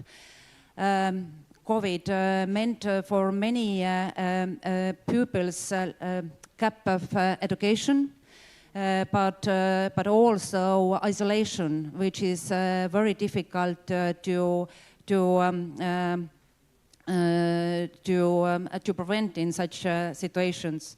And that's why we are building now in Estonia a system where, first of all, there is on the schools, working places, possibility to get information how to help yourself. And really in Estonia, very many enterprises give opportunities, selections to the staff they have.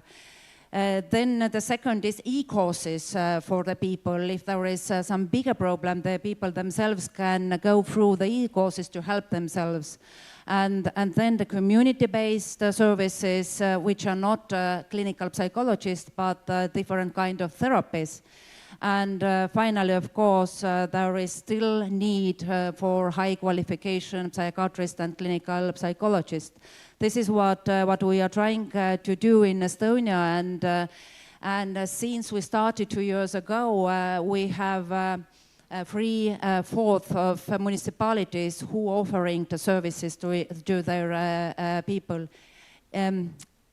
In addition, obviously, the schools, they have school psychologists for the children, but to the local people. And what our social workers said, they saw absolutely different target groups coming ask help, because when before people came because of poverty or some other social problems, now ordinary people who have work, who have a place to live, they are coming to seek for help for the mental health. Thank you. Monsieur Hulot, on a vu que chacun des intervenants finalement du système de santé. So we've seen that each player is doing what they should be doing at their own level in terms of prevention. What do we need to do, Mr. Hulot, to move things forward at a higher level? Well, lots of things, I think, but perhaps we could start with what would be perhaps straightforward, but it would actually be the most complicated thing to put into place. We live in a country that focuses on healthcare budgets. We go through this budget process, the social security budget, which is debated every year around September and October, and we try and decide how much we put into the social security system, how much goes into drugs, and we decide that prevention is, at that point we decide that prevention is the tiny little part. And why? Why? It's because we have a restricted budget. We need more money, and when we add it all up together, we end up funding what's urgent because we've got no choice. But in terms of prevention, if we spend €1 now, we might save 20 euros, but it will be later, after 31st of December next year, because we tend to think in terms of disease starting on the 1st of January and rolling through to the end of the year. We really need to review our way of putting in place this annual debate. We need to have program laws for healthcare and drugs. We need to put in place ambitious prevention systems. Solutions, we know what the solutions are. We need the political courage to implement them. In terms of pharmaceutical companies, we are seeking to propose solutions in order to improve healthcare treatment systems to make sure that patients don't receive useless treatment, so that people don't become sick from the treatment that they're following. That's also part of prevention. And we also want to work with businesses. Maud talked a lot about this. We are in the private sector, and we have a responsibility to communicate prevention to our staff, to explain, to put in place systems through supplementary insurance systems, and do everything that what the social security system is not currently able to do. It's not enough simply to say what's not working. We also can put in place education in our businesses, education in our families about the importance of prevention. So I'm a pharmacist. I can talk very quickly about public health here. Prevention affects all of us. After 65, if you are not vaccinated every year against flu, that means you are 6 times more likely to end up in casualty, in the emergency room. So there's a lot of screening for cancers. Colorectal cancer screening, in many cases, helps us to avoid sickness. Many of our friends and family have these kinds of diseases, but only 70% of us actually test ourselves. We need to be more effective in putting in place these tests. But the more we prevent people from falling ill, more we will save money in the system, and more we will be able to fund treatment for those who really need it. So we need to somehow get into this virtual circle. In the coming months, we all really need to try and keep our compass pointed on this area if we want to preserve what is unique in France. If you are sick, in 5 minutes you'll be asked whether you have a carte vitale, the social security card. You won't be asked whether you have your bank card. We really need not to change that. We need to keep focusing on individual and collective prevention. Monsieur Desmarais. Mr. Desmarais, suppose we manage to implement a true policy for prevention, or at least when we do it, is there an impact? What is the economic impact? Is it visible? When I was thinking about it, here we are at the Rencontre économique in Aix. We're talking about linking the world, and one that something links is diseases. You see, there are no borders, as we saw with COVID. So this is really at the heart. This is prevention. We have seen.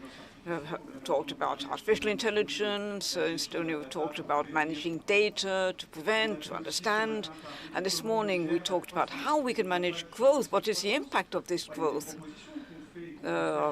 Proposals that we can make, and we already do with the pharmaceutical industry. If we take prevention seriously, we will protect the economy, because if today you invest the study was carried out in the UK concerning vaccine. You've got a large return on investment. You reduce hospitalization. So we have bronchiolite just over 60s, 20,000 people killed in Europe, and a tremendous number of hospitalizations in Europe. A time when hospitals are already overcharged in winter. So if we provide vaccines, maybe we'll improve the situation. Vaccine means also slowing down the progression of a disease. When someone has an infection, they're fragile. What are they going to do? They'll too much medicine. You know that we are somewhat have a problem with the supplies of antibiotics, for instance. Means that we'll have antibiotics for a person who really needs them. So it's a virtuous circle. It's interesting to see all the topics that we've been talking about today, even including CSR. Vaccine and prevention will mean that you won't have to travel to go and see your doctor. It will, if you're in hospital, it's 17,000 euros here. So compared with the vaccine, it's very limited. It's a lot. But every dot is connected to another one. So that when we talk about prevention, it is a solution to protect our economy as well, and make sure that at the end we have economy. But what we want to be in good condition to come here. We want parents, grandparents who remain independent, autonomous, and what about medical care for elderly people and so on. Sophie Ferrara-Le Morvan, you were talking about experimenting in a targeted way. Can you give us some detail? You talk about young people that you go and find on TikTok or social networks. Well, when we study the relationship with health, particularly on social network where they express themselves, we see a number of things. First thing, for these generations, health is not an objective as such.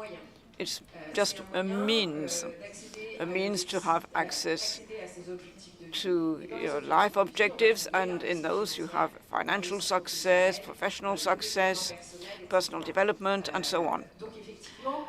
And so to have a targeted action means also taking into account that health is a means and not just an objective. That's the first point. And the second point is this preference for what is happening now, here and now. Find systems which means that people can make a health gesture of their own. If we talk about young people, well, we move away from that. After 50, you start getting screening letters because you're 50 or because you're about to be 40. And this includes if you already have been screened beforehand. That's the first way to save money.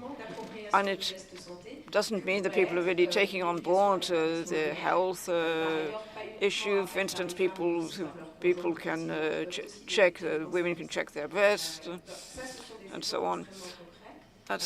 So we have some concrete examples for young people and for the April Foundation. What we're going to experiment is a number of things. First, how can we use these different cultures linked to health that we find on social networks to make sure we address young people correctly, target them, to recruit them, and make sure that they enter a prevention course. And here we're going to work with the association fighting obesity, for instance. More than 8% of young people who are obesity, 21% who are overweight. There's actually half for adults, and we go and find them on social networks where they are. And how do we keep them in this prevention course rather than send them to be cured? So where young people are sent by the medical social departments, you need to get young people come along individually and make sure they get into a collective system where we will make use of them to go and address their peers. The question of peer-to-peer is extremely important because, unfortunately, what we see is really trust regarding health professionals. There tends to be a kind of mistrust when health professionals say something. So young people turn to the social networks without checking sources, turn towards a contact which carry emotion or shock content, or peers who experience the same thing and who will become health specialists because they had a pathology at some point. And we need to hear these testimonies. So it's important to have this peer-to-peer with health training, for instance. There are a lot of citizen approaches on peer training to go and address other young people. Mrs. Mercier, when you talk about prevention within companies, how do you help these companies to avoid the expenditures going too far? Can you limit it from an economic point of view? Yes, well, quite. There's a lot of prevention action which can be implemented. The first thing to do is to analyze what are the costs that you have on your health contracts within a company. Once you have analyzed the costs, you can start acting in an efficient way to be able to make sure that you avoid the medical drifting in expenditure. And to go along to what Mr. Desmarais was saying, we worked with a company who had a health contract which was in a major deficit area, and it was due to hospitalization. And we found, which looking at day hospitals for children. So very often when there were parents who had a child who was sick, they didn't dare take an hour off and take the children to the doctors, so they went directly to the emergency services with their child. And it is by analyzing this type of situation they were able to take measures to set up prevention to make sure that for instance, those people could have consultation, make sure that employees could have an hour or two off work to take their children to a hospital. And this improves the profitability of the contract and therefore expenditure. We also worked with a company who had a very high rate of cancer amongst its employees. We analyzed the reasons for the cancer. We set up screening for women above 45 years old. We all set up a second opinion with another doctor, and by setting up these measures, we found that it reduced the rate of cancer within the company.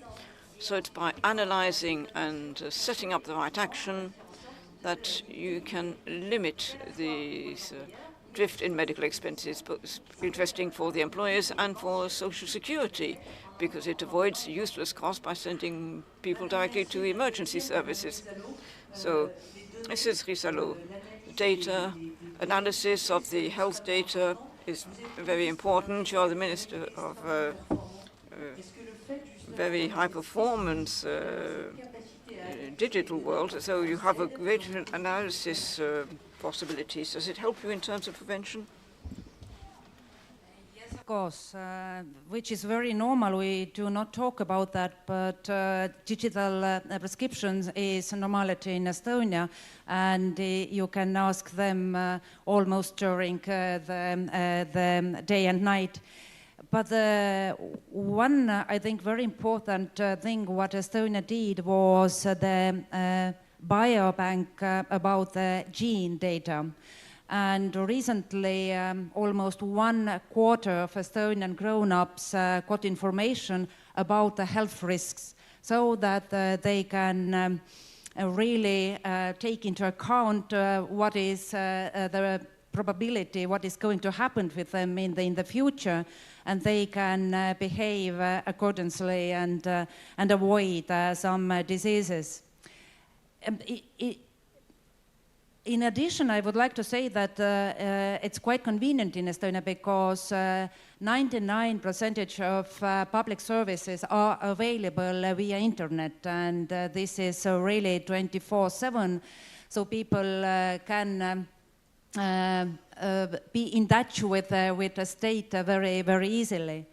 And Estonia was the first country who run the e-voting elections 2005. This is important now in France also, but we went even longer, so that last year when we had parliamentary elections, more people voted via internet than in these voting places.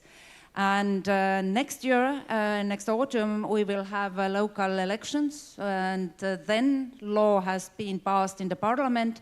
It's also possible to vote via mobile phone, which is important because this is about the young people. If we are getting closer to them via these electronic devices, then the probability that they are coming to vote is bigger. And this is also very important to have a democratic society. The young people should be there. But yes, we are gathering health data, and this is always a question of the trust of the people, because it's very, very sensitive. And we have very carefully to explain people why we are doing that, when we share the data. And again, we are applying people disability and workability status. And we are changing the data from one register to the other, just not to make people to come with the papers. But to do that, we really need the trust and understanding from the society, and we hope that we'll succeed to do that. Est-ce que ça, à votre avis, ce serait possible en France? Do you think it would be possible in France?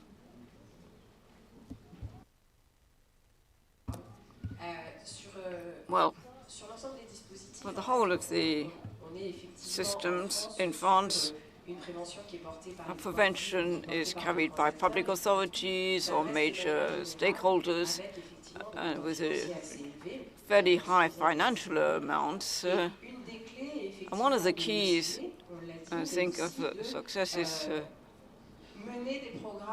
have a program as close as possible to where citizens live, but also at given times in citizens' life. To give the example of young people, if you take a young person leaving the family home to go and study at the other end of France, there's a kind of isolation, there's stress linked to studies, and potentially there is preventive action in terms of mental health, which is necessary. When the young person has a job for the first time, same, there is specific action which is necessary, and same when they become parents. The relationships to health change over time according to these moments in life, and it's important to take them into account. And this encourages us to have shorter, better targeted action rather than major campaigns. Always measure the impact, learn, and share the lessons so as not to repeat mistakes. Thank you very much. I would just like to add, I think, listening to everything said, there is a need for collaboration.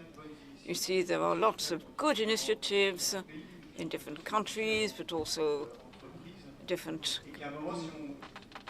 industries. But you really have to look at the subject to see how we can collaborate between the public and the private, how the complementary insurances can help funding, how should we work with residential care homes for seniors. So there is a real subject which is political, which is really not on the table yet. Everyone is trying to work in their corner to do the best they can with their means and the impact which exists.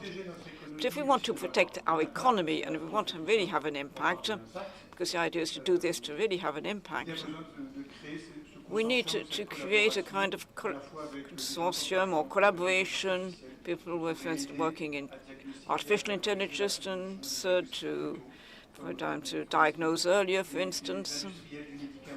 The pharmaceutical industry who could adapt the response according to the diagnosis. But the collaboration does not exist.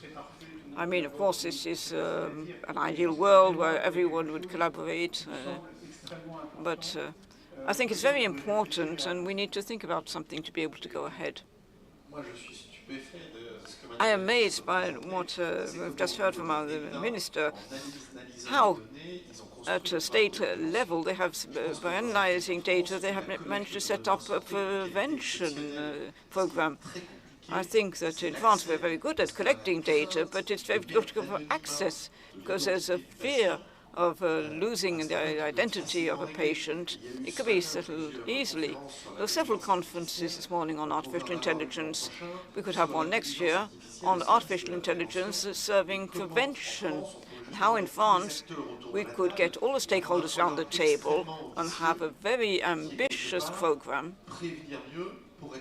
giving better prevention to be less ill and spend less. Mrs. Quesalo. To make better prevention, then we have need a secondary analysis of the health data we have. And this is next phase we are working with, and this is not easy. Now the question is of the trust of the public opinion and the people, because as long as the data is used for themselves, this is understandable. But if we are going to analyze the public health in general and make different conclusions there, then the trust is difficult to get. Pardon. Non, et paradoxalement. Well, paradoxically, most of us, we already share our health data. When you make an appointment on the Doctolib electronic system, we're sharing our sensitive information. When you make there are other cases where we share our data. It is the use of this data in a transparent way, the possibility of being able to play a part in the use of this data, the fact that you can put your data online and or remove it. So we need to sort of educate the citizens regarding the data available. Of course, there is a lot of data available. There is some use which is made of them for research, but it takes a long time. It's 18 months. But what is missing in the health data available is a crossover with data on the lifestyle of people.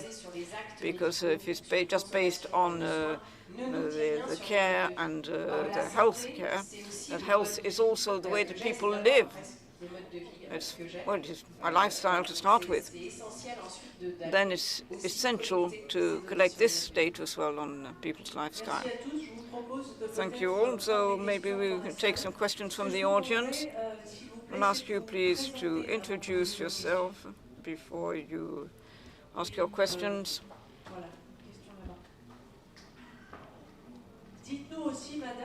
Now tell us who the question is for, please.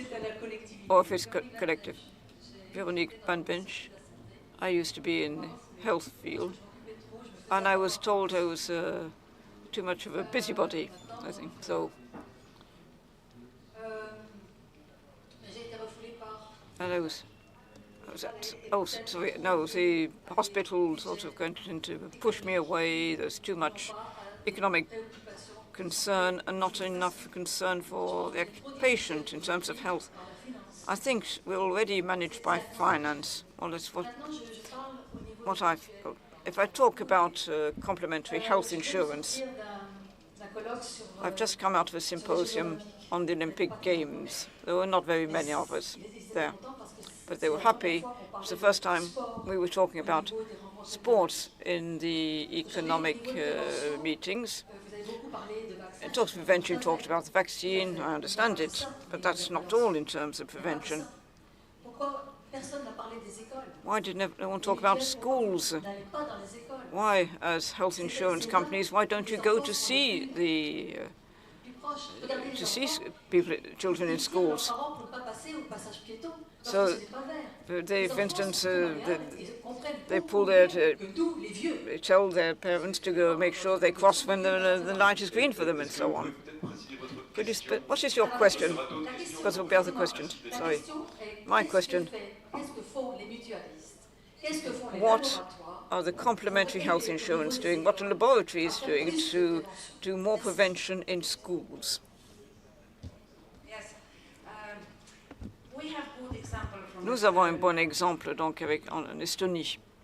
Because at Tartu University, they worked out special program for the schools called Schools Calling for Move.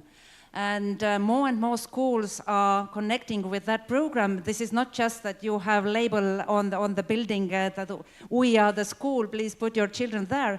But this is very specific activities the schools from the first grade are doing with the children, including requirement that the children have to be outside during the school day.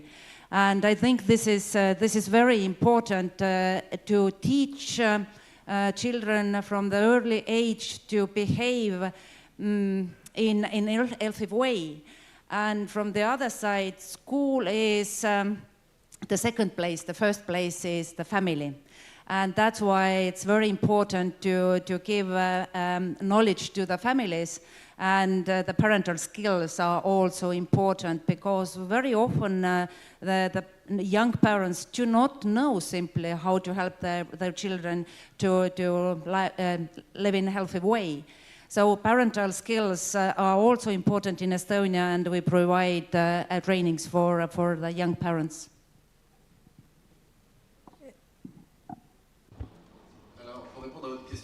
To answer your question, what can a laboratory do in terms of working with schools? What a laboratory can do is very often at child level. We have a lot of orphan diseases. We try and cure this with her legitimacy to work on these. Because I think laboratories working in school, imagine in society today, it would quite justly be very badly perceived. So, but we work in a silent way. We help associations, foundations to provide education, and there are disinterested donations here. We need to find the molecule for the future, allowing a baby, a child, or an adult to get better, to cure, to heal. So we can provide financial support, but that's all we can do. I'd like to add something. Things happen in schools. You have a project. Unfortunately, with the change, it remained volunteering, but the Ministry of Education suggested that school started with 30 minutes physical exercise. And we know it's important at every age to reduce heart diseases, diabetes, and so on.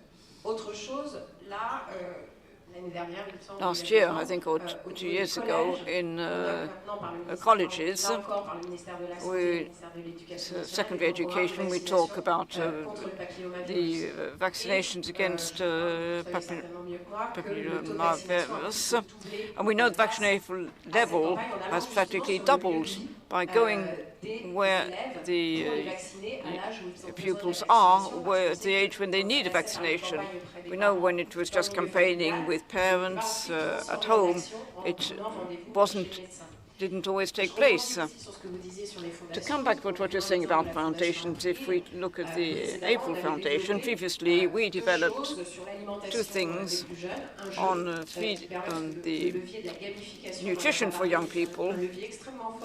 So you can go and get in touch with young people with the means of a game. We talk about a game concerning right nutrition. This was done in schools, and in parallel, we developed work with the research center of Paul Bocuse Center in Lyon to develop a series of 5 videos on food for teenagers to avoid fast food and everything for parents.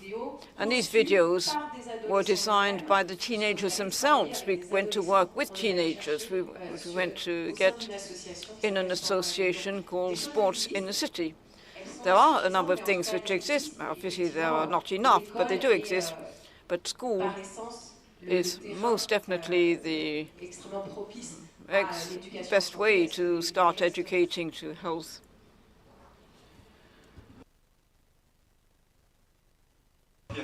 Jean-Pierre Ross. One day, a British doctor said to me, "You've got a social security system which is amazing, very sophisticated. Why don't you make more use of all of the data that you collect in your health system to make it a preventive tool, which could be an amazing one, even more so now, with the other tremendous tool represented by artificial intelligence." So you didn't talk about a medical file, for instance, on the internet. What the results of a few years launch? Why aren't we talking about it more? So a shared medical file. So in terms of behavioral science, by putting the people's names down, it means we're all in in it, but then we need to activate it. It's not always the case. And the other issue is not just talking to citizens, but a lot of work then needs to be done with professionals so that they include the information on what is called my health space. When you talk about a lot of work has been done on warehouses for health data. First of all, warehouses for health data coming from health data from the medical acts covered by Social Security, but you also have work to make the health data warehouses coming from hospitals and clinics, and this is developing in town practices to collect health data from, to get all of the information from the practitioners, and there is medical emergency services who work on it to want to collect all this information. It's beginning to happen. It means a lot of work because all the IT systems need to be harmonized. But then you have public players who will need a certain amount of time to lapse before they can use the data. But today it's about 18 months, but you've already gained 6 months over the last few years, and I think it will be coming shorter. And this is a challenge for the future. Thank you, Sophie. Well, I think we have run over our time, allocated time. Thank you all for everything you have told us, and see you all very soon.